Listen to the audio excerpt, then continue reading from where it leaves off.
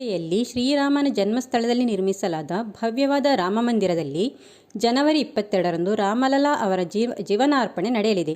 ಇದಕ್ಕಾಗಿ ಮಂಗಳವಾರ ಪ್ರಾಯಶ್ಚಿತ್ತ ಪೂಜೆಯೊಂದಿಗೆ ವಿಧಿವಿಧಾನಗಳಿಗೆ ಚಾಲನೆ ನೀಡಲಾಗುತ್ತದೆ. ರಾಮಮಂದಿರಕ್ಕೆ ಆಗಮಿಸಿದ ಅರ್ಚಕರು ವೇದಘೋಷದೊಂದಿಗೆ ಧಾರ್ಮಿಕ ವಿಧಿವಿಧಾನಗಳನ್ನು ಆರಂಭಿಸುತ್ತಾರೆ. ಮೊದಲಿಗೆ ತಪಸ್ಸು, ಕರ್ಮಗುಟಿ ಪೂಜೆ ಮಾಡಲಾಗುತ್ತದೆ. ಈ ಪೂಜೆಯ ಮೂಲಕ ರಾಮಲಲ್ಲಾ ಅವರಿಂದ ಕ್ಷಮೆ ಕೇಳಲಾಗುತ್ತದೆ.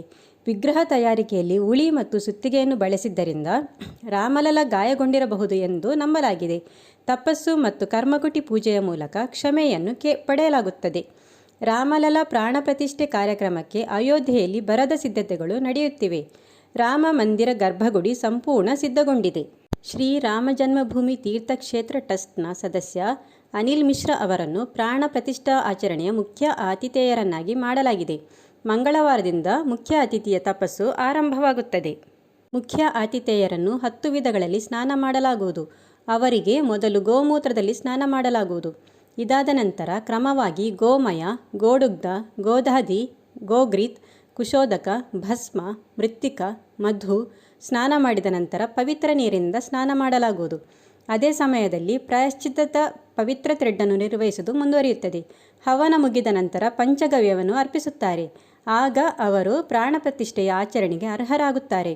ಜನವರಿ 17ರಂದು ಯಾಗಮಂಟಪದ 16 ಕಂಬಗಳು ಹಾಗೂ 4 ದ್ವಾರಗಳಿಗೆ ಪೂಜೆ ಸಲ್ಲಿಸುವ ಮೂಲಕ ಶ್ರೀರಾಮಲಲ್ಲಾ ಮೂರ್ತಿಯ ಪ್ರಾಣ ಪ್ರತಿಷ್ಠಾ ಕಾರ್ಯಕ್ರಮ ಆರಂಭವಾಗಲಿದೆ ಎಂದು ಪ್ರಾಣ ಪ್ರತಿಷ್ಠಾ ವಿಧಿವಿಧಾನದ ಪ್ರಧಾನ ಆಚಾರ್ಯ ಪಂಡಿತ್ ಲಕ್ಷ್ಮೀಕಾಂತ್ ದೀಕ್ಷಿತ್ ತಿಳಿಸಿದರು. ಈ ಶಾಸನವು ಪೂರ್ಣಗೊಂಡ ನಂತರವೇ ಮುಂದಿನ ಶಾಸನಗಳನ್ನು ಪ್ರಾರಂಭಿಸಲಾಗುವುದು. ಕಂಬಗಳು 16 ದೇವರುಗಳ ಪ್ರತೀಕ ಎಂದು ಆಚಾರ್ಯ ದೀಕ್ಷಿತರು ಹೇಳಿದ್ದಾರೆ. ಇವುಗಳಲ್ಲಿ ಗಣೇಶ, ವಿಶ್ವಕರ್ಮ, ಬ್ರಹ್ಮ, ವರುಣ, ಅಷ್ಟವಸು, ಸೋಮ, ವಾಯು ದೇವತೆಗಳನ್ನು ಬಿಳಿ ಬಟ್ಟೆಯಲ್ಲಿ ಚಿತ್ರಿಸಲಿದ್ದರೆ, ಸೂರ್ಯ, ವಿಷ್ಣುವನ್ನು ಕೆಂಪು ವಸ್ತ್ರದಲ್ಲಿ, ಯಮರಾಜ, ನಾಗರಾಜ, ಶಿವ, ಅನಂತದೇವರು, ಕುಬೇರರನ್ನು ಕಪ್ಪು ಬಟ್ಟೆಯಲ್ಲಿ ಚಿತ್ರಿಸಲಿದ್ದಾರೆ. ಇಂದ್ರ ಮತ್ತು ಗುರುವನ್ನು ಹಳದಿ ಬಟ್ಟೆಯಲ್ಲಿ ಚಿತ್ರಿಸಲಾಗುವುದು.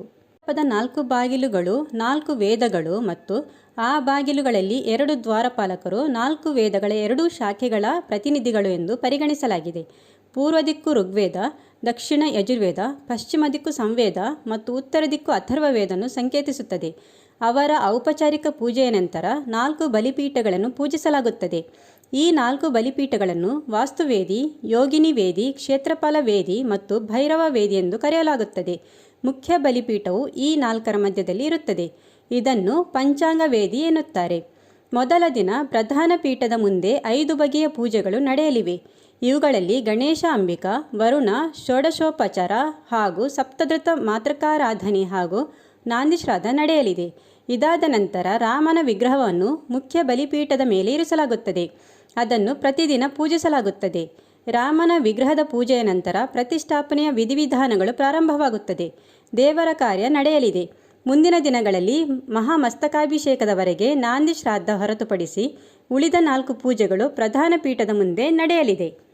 5 ನೈವೇದ್ಯಗಳ ಪೂಜೆಯ ನಂತರ ಕುಶಲಕರ್ಮಿ ಮುಖ್ಯ ವಿಗ್ರಹವನ್ನು ಮುಖ್ಯ ಆಚಾರ್ಯರಿಗೆ ಹಸ್ತಾಂತರಿಸುತ್ತಾನೆ. ಇದಾದ ಬಳಿಕ ಆಚಾರ್ಯ ಲಕ್ಷ್ಮೀಕಾಂತ್ ದೀಕ್ಷಿತ್, ವೇದಮೂರ್ತಿ ಪಂಡಿತ ಗಣೇಶ್ವರ ಶಾಸ್ತ್ರಿ, ಪಂಡಿತ ಗಜಾನನ ಜ್ಯೋತ್ಕರ್, ಪಂಡಿತ್ ಜಯರಾಮ್ ದೀಕ್ಷಿತ್, ಪಂಡಿತ್ ಸುನೀಲ್ ದೀಕ್ಷಿತ್ ಮುಖ್ಯ ದೇವರ ದರ್ಶನ ಮಾಡಲಿದ್ದಾರೆ. ತಪಾಸಣೆ ಪರಿಣಾಮಕಾರಿಯಾಗಿ ಕಂಡುಬಂದ ನಂತರ ಮೂರ್ತಿಯ ವಿಧಿವಿಧಾನಗಳನ್ನು ನೆರವೇರಿಸಲಾಗುವುದು. 108 ಮಡಕೆಗಳು ಮತ್ತು 1000 ಕುಂಡಗಳಲ್ಲಿ ತುಂಬಿದ ತೀರ್ಥಕ್ಷೇತ್ರಗಳು, ಸಾಗರಗಳು ಮತ್ತು ನಿರ್ದಿಷ್ಟ ನದಿಗಳ ನೀರಿನಿಂದ ದೇವರಿಗೆ ಸ್ನಾನ ಮಾಡಲಾಗುವುದು. ಇದಾದ ನಂತರ ವಿಗ್ರಹದ ರತ್ನದಿಂದ ಸ್ನಾನ, ಔಷಧಿಗಳಿಂದ ಮಾಡಿದ ಕಷಾಯದಿಂದ ಸ್ನಾನ, ವಿವಿಧ ಸಸ್ಯಗಳ ತೊಗಟೆಯಿಂದ ಸ್ನಾನ ಇರುತ್ತದೆ. ಮೂರ್ತಿಗೆ ಮೊದಲು ತುಪ್ಪ ಮತ್ತು ನಂತರ ಜೇನುತುಪ್ಪವನ್ನು ಲೇಪಿಸಲಾಗುತ್ತದೆ. ಅದರ ನಂತರ ದೇವತೆಯು ವಿವಿಧ ವಾಸಸ್ಥಾನಗಳನ್ನು ಹೊಂದುತ್ತಾನೆ.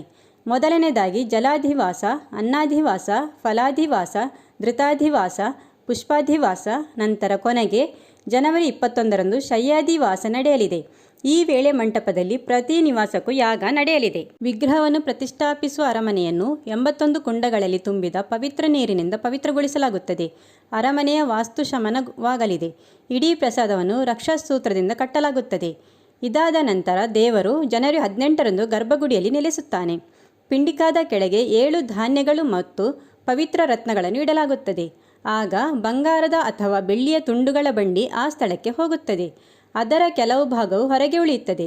ಅದರ ಮೇಲೆ ಮುಖ್ಯ ವಿಗ್ರಹವನ್ನು ಸ್ಥಾಪಿಸಲಾಗುವುದು. ಜನವರಿ 22ರಂದು ನಡೆಯುವ ಪ್ರಧಾನ ಮುಹೂರ್ತದಲ್ಲಿ ಪ್ರಾಣ ಪ್ರತಿಷ್ಠೆಯ ವಿಧಿವಿಧಾನ ಮುಗಿದ ಕೂಡಲೇ ಆ ಕೋಲನ್ನು ಎಳೆದು ಸಂಪೂರ್ಣ ವಿಗ್ರಹವನ್ನು ಅದರ ಸ್ಥಳದಲ್ಲಿ ಪ್ರತಿಷ್ಠಾಪಿಸಲಾಗುತ್ತದೆ.